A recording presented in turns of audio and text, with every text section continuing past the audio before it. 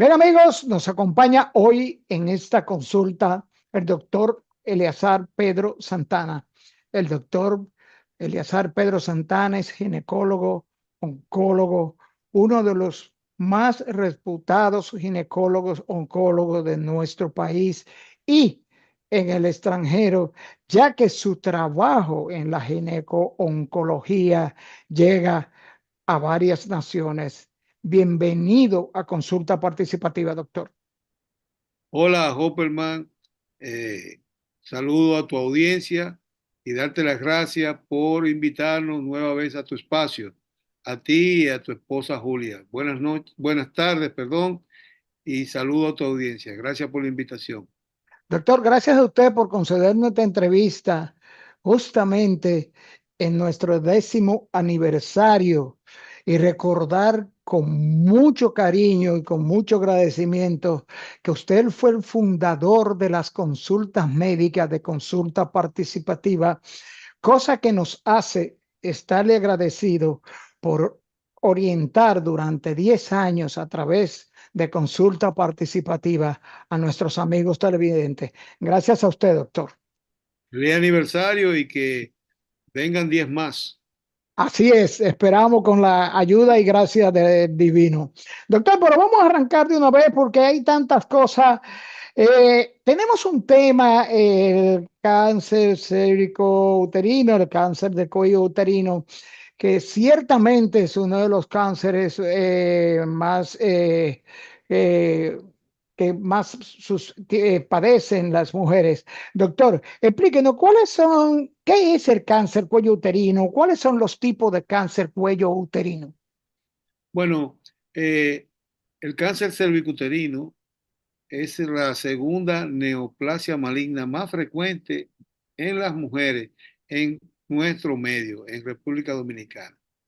Después del cáncer de mama, representa eh, es la neoplasia, la segunda neoplasia más frecuente, como te comenté. Y en países en vía de desarrollo, ya desarrollados, esta constituye la cuarta en frecuencia. En nuestra institución no es así, porque en nuestra institución la primera el cáncer de mama, la segunda el cáncer de endometrio y la tercera el cáncer cervicuterino.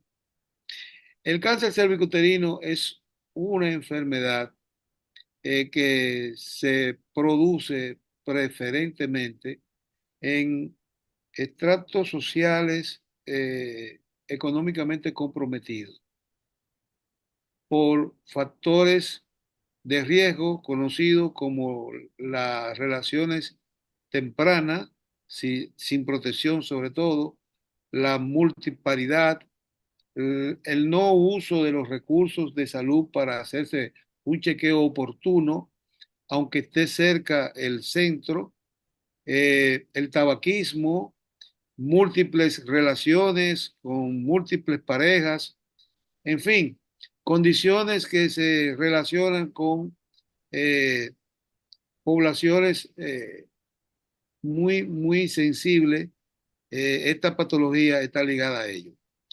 Lo bueno de ella, eh, o sea, lo interesante de ella, no lo bueno, lo interesante es que no hay un cáncer que se haya estudiado tanto, con tanto detalle, y que se haya encontrado la causa en el 95% de ellos. Es decir, se ha encontrado la causa del cáncer cervicuterino y es una infección de un virus que se llama el virus del papiloma humano, que es capaz, la cepa de alto grado, provocar cáncer en las pacientes infectadas. No todas las pacientes que están infectadas de el virus del papiloma humano va a desarrollar cáncer, pero sí el 95% de las pacientes que tienen cáncer se ha encontrado este virus o estos virus como responsable de su causa de cáncer. Otra cosa que nos favorece para la agenda del 2030, que es la agenda 90-70-90, que el cáncer cervicuterino tiene lesiones precursoras que podemos diagnosticar en el camino e impedir que llegue a la etapa de invasión. Y dentro de esas lesiones precursoras tenemos las displasias, que se clasifican antes, displasia 1, 2 y 3. Luego, con Richard, neoplasia intraepitelial cervical 1, 2 y 3. Y luego, con la clasificación de Bethesda, en lesiones de alto grado, que son NIC2, NIC3, que es lo mismo el NIC3 que carcinoma in situ, lo que vale decir displasia 1, 2, displasia 3, que displasia 3 como el NIC3 es lo mismo, son sinónimos y es lo mismo que un carcinoma in situ. Y lesiones precursoras de bajo grado, que son aquellas atípicas de significado indeterminado y la displasia 1. Entonces, nosotros tenemos una ventana, una oportunidad de diagnosticar tempranamente en esas lesiones precursoras y tratarla y así evitar que llegue a lo que no queremos, que es un cáncer cervicuterino invasor. Entonces, ¿cuál es la propuesta 90-70-90? Bueno, se ha determinado que si se vacuna el 90% de la población de riesgo, que si tenemos los métodos diagnósticos para capturar las lesiones precursoras y diagnosticarlas, y tenemos un 70% en esa proporción y otro 90% tener los medios para tratarla adecuadamente, nosotros podemos reducir la incidencia del cáncer invasor cervicuterino. Te doy una noticia que recién salió el mes pasado, que el mes de febrero es el mes internacional de la concientización para el cáncer cervicuterino. Bueno, en Australia no se han reportado en mujeres nacidas en Australia no más cáncer invasor cervicuterino. ¿Eh? Ya Australia se declaró como que las nacidas en su territorio ya no, el año pasado, no presentaron cáncer cervicuterino invasor, que es una noticia tremenda.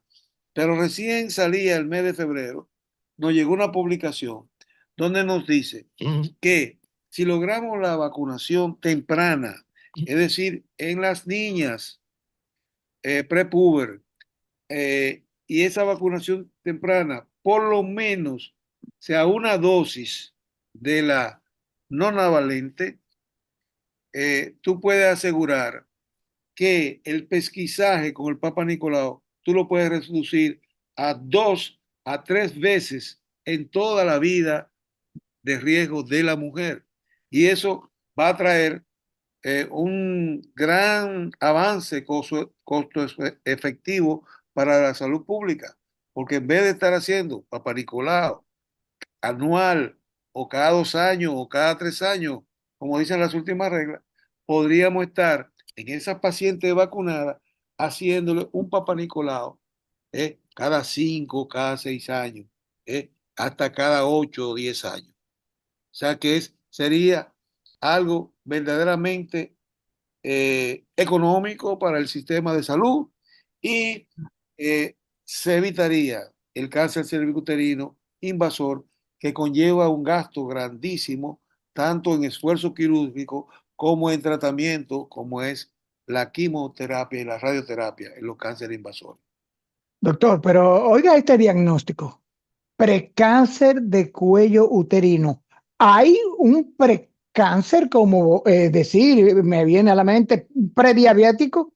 ¿Hay un Bueno, precáncer de cuello uterino? ese tipo de expresión confunde. O tú tienes cáncer o no tienes. Entonces, lo que existe es lesiones precursoras. Antes se pensaba que era una escalerita que tú la ibas subiendo. Tú primero hacías una lesión intraepitelial cervical de bajo grado, luego tú pasabas a una de alto grado y después tú hacías un cáncer invasor. o una displasia leve, pasaba a displasia leve, displasia moderada, displasia severa, que esta última es lo mismo que el cáncer in situ. No es así. Ya se determinó que la displasia leve, en la gran mayoría de los casos, casi en el 90% de los casos, no evolucionan hacia un cáncer. Se quedan en displasia leve y el 80% de esas lesiones tienen la capacidad, el cuerpo de la mujer, de arrestarla y involucionar en las manifestaciones citológicas e histológicas, volver a la normalidad, en un 80% de los casos. Y si las lesiones de alto grado sí evolucionan a cáncer cervicuterino, o sea, displasia 2, displasia 3, lo mismo que es decir, NIC 1, perdón, NIC 2, NIC 3 y que es lo mismo este último que carcinoma in situ. Pero precáncer confunde, lo que hay que hablar de lesiones precursoras, que no es lo mismo que cáncer. Se solucionan con procedimientos de poca monta en cuanto al gasto de la salud pública y el gasto del bolsillo del paciente. Doctor, ¿qué síntomas, cuáles son las señales que le pueden decir a una mujer que está padeciendo de cáncer de útero, de cuello uterino? ¿Cuáles son estas manifestaciones que pudieran llamar la atención? No quisiéramos que lleguen a cáncer. ¿Eh? El trabajo arduo y el trabajo promocional que debemos hacer es que la paciente acuda a los centros asistenciales y que se le haga una prueba fácil de pesquisaje que es el Papa Nicolau. Con esta prueba fácil de Papa Nicolau, tú identificas las personas a riesgo para pasarle a un estudio más profundo que se llama colposcopía. Pero ahora estamos un poquito más allá y con la identificación de que el problema es un virus, ¿por qué no detectar el virus y hacerle el Papa Nicolau a aquellas mujeres que tienen el virus positivo? Y eso es un estudio que está corriendo ahora en Sudamérica, eh, liderado por Argentina, donde se está promoviendo el autohisopado. Esto es, la mujer con un hisopo se introduce dentro de su vagina ese hisopo, lo mueve un poquito, lo impregna y lo echa en un envase que se envía al laboratorio y ahí tú puedes hacer la identificación de los virus que pueda tener y puede identificar si tiene virus de bajo grado, que son aquellos responsables de las verrugas y de las que llamadas verrugas sexuales o condilomas, y los de alto grado, que son el 16, el 18, el 35, el 53, etcétera, que son los de alto grado, que son los responsables de las lesiones precursoras y del cáncer cervicuterino. Entonces, si en el autohisopado la mujer saliese que no tiene el virus, esa mujer tú puedes hacerle un Papa Nicolau cada 5 años, cada 8 años, etcétera. Si la mujer sale con que tiene el virus y no se le hace la citología, si no hay lesión, se le da un seguimiento ¿eh? Anual. Si hay lesión, usted puede pasar la colposcopía para buscar un diagnóstico y de acuerdo al diagnóstico es su comportamiento. Para grandes poblaciones y para la economía de la salud pública, se sabe que si tú tienes una lesión de bajo grado, tú tienes dos caminos. O tú le dices a la mujer que vuelva dentro de un año y el 80% de esas mujeres, esas lesiones van a regresar. O si tú tienes la disposición, ya hiciste el diagnóstico histológico de una lesión de bajo grado, tú puedes ofrecerle una criocauterización, que es un procedimiento de consultorio rápido, que no produce mucha molestia y que le va a eliminar esa lesión. Si tiene, por ejemplo, lesiones de alto grado ya demostradas en la biopsia por colposcopía, entiéndase displasia 2, displasia 3, se lleva a la paciente a una conización. La conización puede realizarse de dos métodos. Se puede hacer con un método con asa diatérmica y se puede hacer con bisturí en lo que se llama un cono en frío. Y ahí tú sacas un cono, literalmente es un cono, ese cono se manda a biopsiar y con eso tú tienes dos situaciones. Tienes el diagnóstico definitivo y tienes el tratamiento. Si los bordes están libres de ese cono de enfermedad, la paciente se considera técnicamente curada y se le da seguimiento, primero, seguimiento a la cicatrización de lo que tú provocaste con el cono, tanto por asa diatérmica o por cono en frío, y luego tú le das seguimiento con citología cada después de cada 6 meses, cada año, y después de cada año, cada 2 o 3 años. Insistir en la vacunación, como te dije, insistir en la vacunación, superar los mitos que se han generado a través del tiempo y últimamente con mucha información a través de las redes, y a veces el exceso de información es desinformación porque no da el tiempo, un tamizaje de esa información y puede confundir. La vacunación es uno de los pilares, de los 3 pilares fundamentales que te mencioné para erradicar definitivamente esa enfermedad del padecimiento de las mujeres. Ya se sabe cuál es el germen causal, que es un virus, ¿no?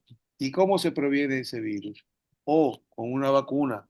Y una vacuna que se está promoviendo que se ponga en niñas prepuber y en niños también, porque los niños, cuando son hombres, constituyen un vector de transmisión del virus. O sea que si llegamos a copar una población de un 90% de esas niñas púberes, podemos en un momento determinado eh, hacer lo que publicó Australia recientemente de ese logro. No más cáncer cervicuterino invasor en su territorio en mujeres nacidas en Australia después de la vacunación.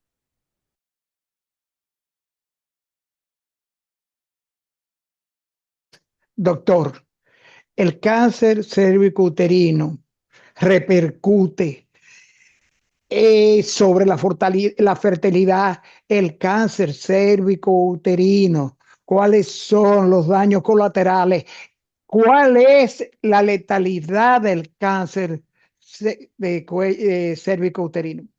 Bueno, como te comenté, en nuestro país es la segunda causa de muerte por cáncer en mujeres. La primera causa es el cáncer de mama. Lamentablemente, cuando llega el cáncer cervicuterino eh, en estadios avanzados, su probabilidad de cura disminuye. Como todo cáncer, nuestro propósito es tratar, en el caso de cervicuterino, tratarla cuando está en fase precursora. ¿Mm? Ahora, en fase de invasión, las cosas se han modificado un poco y también hemos adelantado bastante por nuevas técnicas de radioterapia combinada con quimioterapia en cánceres invasores. Incluso en cánceres invasores en estadios tempranos, hay un detalle que te voy a dar. Esta es una enfermedad, como te dije, ligada a condiciones económicas deprimidas. Y estas chicas comienzan a tener relaciones muy tempranas. Y eso da pie a que el 40% de las mujeres con cáncer invasor se da en mujeres entre los 15 y 44 años. El 40%. Y de ese 40%, el 25% se da entre 25 y 44 años. O sea que es una enfermedad de mujeres jóvenes. ¿Y qué está sucediendo ahora? Bueno, muchas de esas mujeres jóvenes que se le diagnostica cáncer cervicuterino temprano todavía no tienen llenas sus expectativas de maternidad. Por lo cual se están tomando medidas quirúrgicas no tan agresivas cuando encontramos eh, el cáncer en estadio, aunque sea invasor, temprano. ¿Cuál es eso? Bueno, en el estadio de microinvasión, en el estadio de un 1B hasta un 2A, tú podrías tener ciertas consideraciones quirúrgicas para mantenerle la fertilidad a esa mujer y cuando ella logre tener su hijo, ofrecerle el tratamiento definitivo, que sería el tratamiento quirúrgico radical.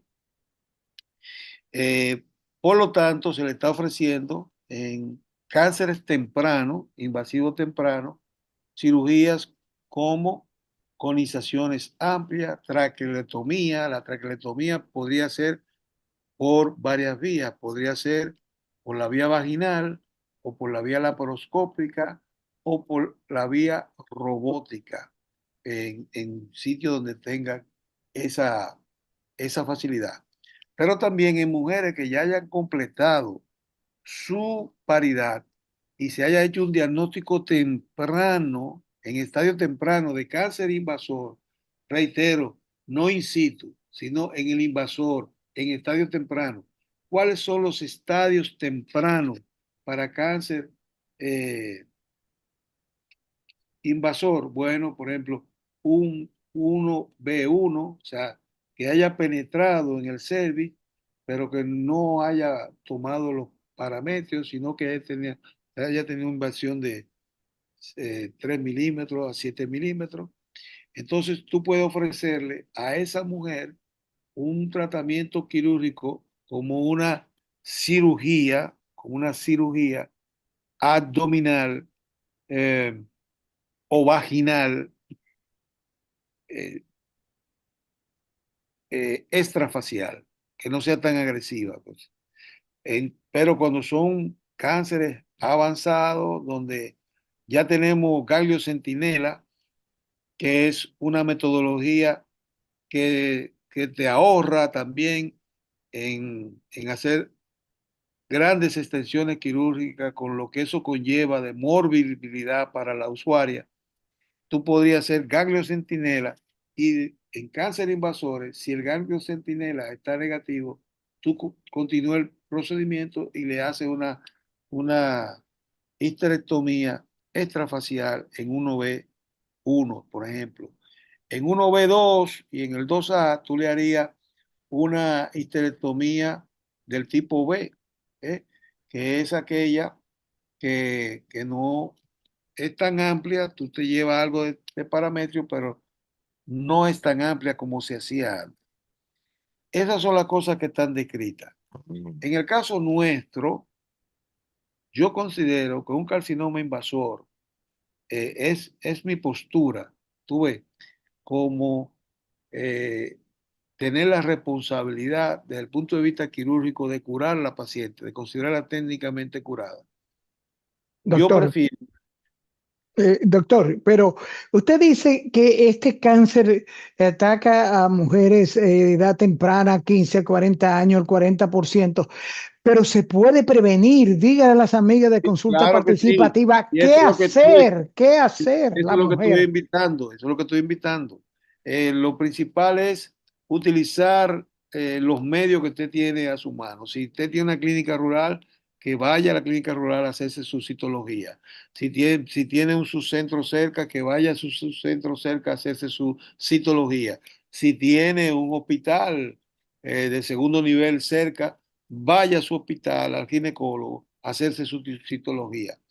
En los años 50, cuando se estableció la citología exfoliativa por la tinción de Papa Nicolau, TRO, que se conoce simplemente como Papa Nicolau, en el estado de Nueva York, todo médico que examinara a una mujer le tomaba una citología eh, del cuello del útero.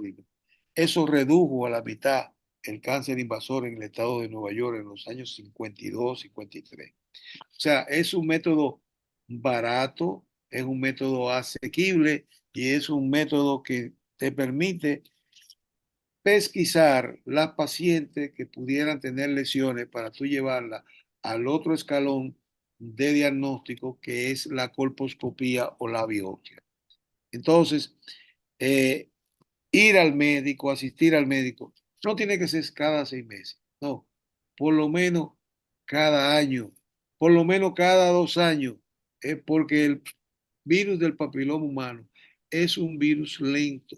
O sea, lo- para desarrollar un cáncer desde cero a un cáncer invasor se toma más de una década, a veces 15 años, a veces 18 años. O sea que en ese interregno nosotros podemos diagnosticar en estadios precursores la enfermedad y tratarla con éxito de curaciones de un 100%. Sí, señor.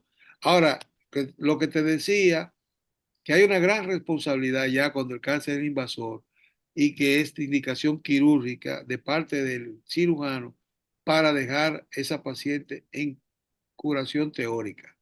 Por ejemplo, tú tienes que dar márgenes, tanto en los paramétricos que son las estructuras que sostienen el útero, como en los paracolpos, que son las estructuras que sostienen arriba la vagina. Y tú tienes que hacer esa cirugía intrafacial. Y mientras más cardinales o más paramétricos tú le mandas al patólogo y que él te reporte esos bordes libres de enfermedad, tú le estás asegurando curación a la paciente. Y eso es muy importante. Cuando está más allá del 2A, ya requiere un tratamiento en sándwich. Es decir, se trata con lo que se llama quimorradiación. Se manda a quimioterapia, el oncólogo médico le hace un esquema de tratamiento y luego lo manda a radioterapia para una radiación pélvica completa, incluyendo radiación intracavitaria, braquiterapia. Doctor, ¿tiene el cáncer cérvico-uterino relación con otros tipos de cáncer del área vaginal de la mujer, cáncer de ovario, cáncer de suelo pélvico, por ejemplo? Bueno, el mismo germen que agrede el cuello de la matriz puede agredir la vagina. Entonces hay pacientes que tú le haces una histerectomía por una patología tumoral del cuello de la matriz, que haya tenido una infección con un virus de alto grado, entonces esa paciente puede desarrollar una lesión, lo que se llama BAI-N, que es neoplasia intraepitelial vaginal, y ese virus es capaz de provocar cambios en la estructura de la celularidad vaginal que lo haga tener lesiones de bajo grado y de alto grado, incluso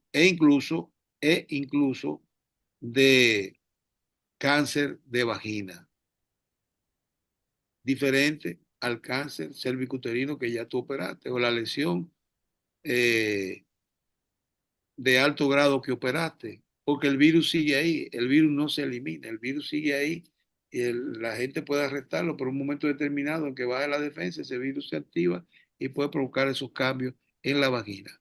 Lo mismo que en la vulva hay lesiones que te pueden dar lesiones intraepiteliales vulvares y de alto grado y de ahí a cáncer de vulva. Y el virus del papiloma humano puede estar relacionado con cualquier cáncer en el tracto genital bajo, que así se llama, cuello del útero, eh, vagina y vulva, como también a nivel oral y de garganta. Eh, los otros días el doctor Balcácer decía que en un estudio, lo vi en una entrevista recién, el infectólogo Balcácer, que 1 de cada 5 hombres puede tener el virus del papiloma humano en orofaringe. O sea que ese es también un factor de riesgo para desarrollar cáncer en otras áreas de la economía por ese virus del papiloma humano. Doctor, Las damas siempre cuando asisten a hacerse un estudio mamario y se le detecta tumores cancerosos, una de las primeras preguntas es quién en su familia tuvo cáncer de mama. En el caso de los cánceres vaginales, también tiene que ver la herencia familiar. Son hereditarios este tipo de cáncer independientemente del virus de papiloma humano. No tanto como el del endometrio, el de mama, el de colon, el de páncreas, el de ovario, que están todos relacionados eh, eh, genéticamente uno con el otro. O sea, una paciente que tiene un familiar con cáncer de mama puede que tenga alteraciones en unos marcadores que se llaman BRCA1, BRCA2, que pueden promover también cánceres. Esas alteraciones genéticas también pueden manifestarse con cáncer de endometrio, cáncer de ovario, cáncer de colon. ¿Tú ves? Pero en el cáncer cérvico uterino, trato genital bajo, sobre todo es por una infección al papiloma humano, a un virus, a un ente biológico que puede, que puede ser superado con una simple vacunación. Y ya no se está hablando de tres vacunas. Te dije que recibí un paper reciente, terminando el mes de febrero, donde decía que si se lograba vacunar con una dosis, la población a riesgo de niñas prepúberes, esas niñas vacunadas tienen oportunidad de que solo sea realizado un examen citológico cada 5 años, cada 8 años. O sea, en su vida de riesgo, reducir 3, 4 veces la toma del Papa Nicolau, que eso es significativo. Y erradicar esta enfermedad eh, o reducirla al mínimo. Y eso es posible. Fíjate, nosotros somos una población de 11 millones de personas según los últimos censos. El 51% son mujeres y las que están en, en edades de prepuber, imagínate tú que sea 1 millón y pico de personas, de niñas, 900 y pico de mil, 1 millón de niñas. Esas son niñas perfectamente vacunables. Y podríamos usar canales como los pediatras, canales como las escuelas, los colegios, para hacer campañas de vacunación, así como en los años 80 nos liberamos del polio por esa gran campaña de vacunación, nos liberamos de todas las enfermedades típicas de la niñez, que muchas dejaban secuelas. Todos tuvimos compañeritos con problemas en la piernita que le había dado polio. 1 y 2 teníamos de compañeritos en las escuelas. Ya es muy raro tú ver un niño afectado por polio en nuestro país. Cuando sucede algo así es una alarma epidemiológica y eso se ha logrado con la vacuna. Entonces, hay que incentivar entre nuestras madres jóvenes que oigan el consejo autorizado de pediatras, de infectólogos, de ginecólogos dedicados a la adolescencia, de ginecólogos generales, para que no lleguen a nosotros los oncólogos con un cáncer invasor, que es lo que no queremos. ¿Eh?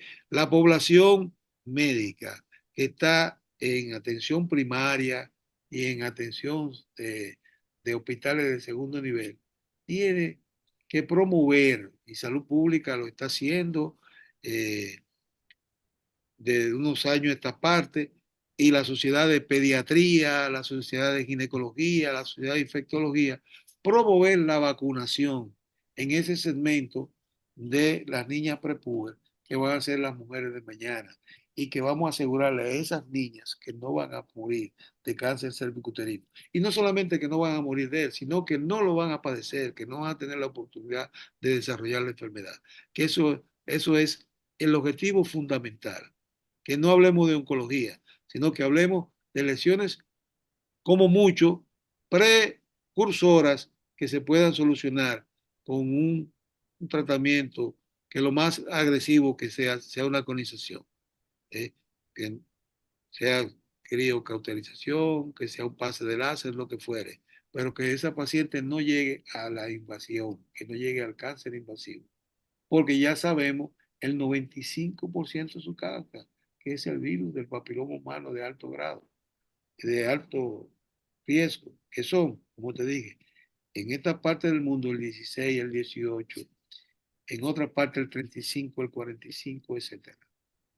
Doctor, se nos acabó el tiempo, se nos queda la pregunta de si la multipareja, si las otras enfermedades de transmisión sexual son también precursoras del cáncer Hay cervicuterino. medidas, Brevemente. hay medidas de concientización, de consejería, sobre todo en las adolescentes. En los planes de planificación de embarazos que no están planeados, no uso el término no deseado porque no me gusta, es planificación familiar. O sea, cuando una joven venga donde nosotros con fines de planificación familiar, allanémosle el camino y no solamente conversemos con ella y con su pareja. Y sobre todo, indicarles los dos métodos. Decirle, mira, el método más eficiente para que tú no tengas un embarazo sin habértelo planeado es este, la pastilla anticonceptiva o la inyección o el implanón o cualquier tratamiento que implique el manejo hormonal.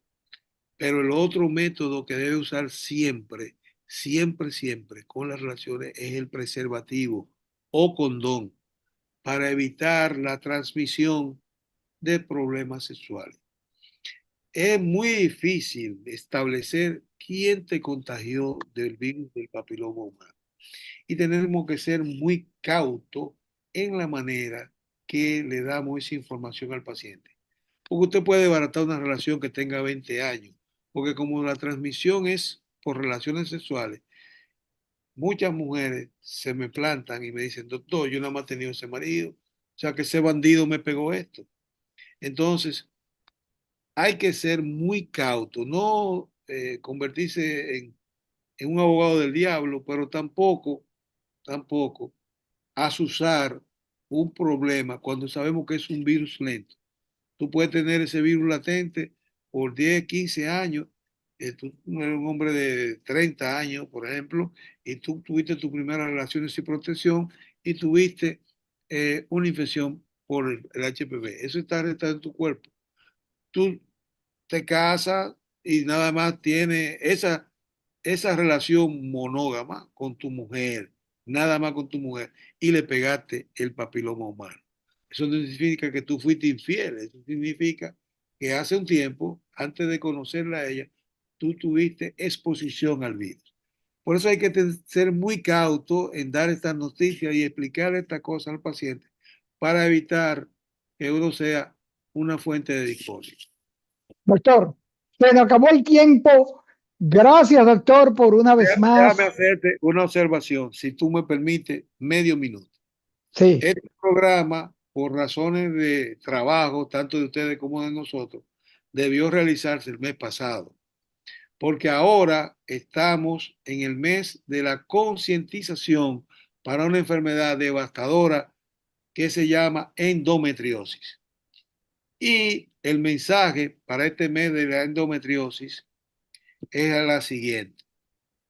Es una enfermedad incapacitante y que tiene características inflamatorias y que compromete en mucho la fertilidad y la calidad de vida de las pacientes. Es importante que hablemos de ella, que la identifiquemos y así como le decimos a la paciente, vacúnate para que no hagas un cáncer invasor de cervix, porque la causa es el papiloma humano. El dolor en la menstruación no es normal. El dolor pélvico crónico tampoco es normal. Si tienes dolor con la menstruación, si tienes dolor pélvico crónico, asiste al ginecólogo, asiste a tu médico internista, quéjate de eso para que te derive al ginecólogo para hacer un diagnóstico temprano de esa situación. La endometriosis es una enfermedad calamitosa que compromete la calidad de vida de la mujer y compromete su fertilidad. Es la causa identificable más frecuente de problemas de fertilidad. Así es que, querido Hopperman, gracias por tu invitación. Exhorto a la vacunación, exhorto a ir a hacerte la citología anualmente, la vacunación en prepúber, pero incluso si has tenido el virus y te curan la lesión que produce el virus, puede vacunarte. Y ya se ha extendido la edad de vacunación. Antes nada más se hacía con la primera vacuna hasta los 20 y tantos años, 27, 28 años. Después se subió hasta los 36 y ahora el margen es mayor. Vacunación y visita al ginecólogo. Y no es normal que te duela. Si te duele, visita al ginecólogo. Gracias, Gracias, Juan. doctor. Qué bueno. Gracias, doctor. Gracias por acompañarnos a esta consulta con el doctor Eleazar Pedro Santana, ginecólogo, oncólogo, donde estuvimos consultando y orientando a todas las amigas de consulta participativa con todo lo que tiene que ver con el cáncer cérvico-uterino.